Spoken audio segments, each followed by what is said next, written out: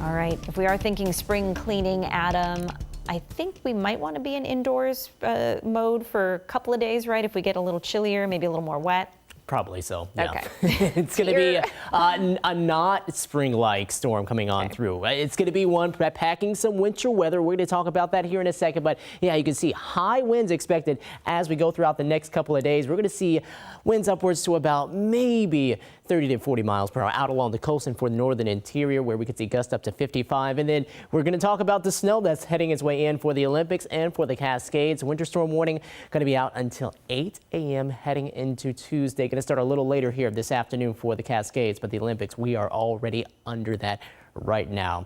Well, here's the system. You can see the center of it actually working its way north into southeast Alaska. We're getting all that moisture, though, that is spinning out under it, heading towards us, which is going to help to produce all the moisture that we're expecting. And yeah, there's going to be quite a bit of rain for the lowlands. But first, let's talk about the winter weather. Going to be some impacts today, not so much. We'll get that to continue to increase. We'll definitely see that more coming in throughout tonight and heading into Monday, where rain and snow will start to switch over to more just plain snow and wind, too, that will pick up. And then Tuesday, we're expecting that to begin to taper on off. So your time to travel, if you're trying to get east across the state, probably going to be today. And it's going to be during the earlier part of the day before conditions do start to become a little more worrisome.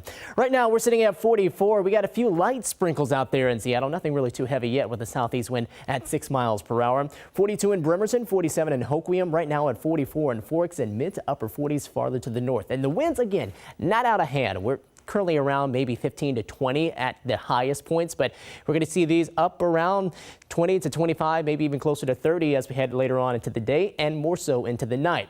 The radar showing some lighter shower activity mainly across parts of the islands and heading a little farther south here across Puget Sound, which is pretty light. Most of that heading up into the foothills and across the Cascades. And then the main band of moisture right there out along the coast going to be heading in as we go on into the rest of the morning. So here we are at about 3:30. You can see widespread heavier rainfall across the Olympic Peninsula. Just beginning to see that fill in here across more of Puget Sound. That will continue to do so on into this evening and tonight, where you can see the heaviest of the rain with some of those yellows and oranges showing up here across parts of the region.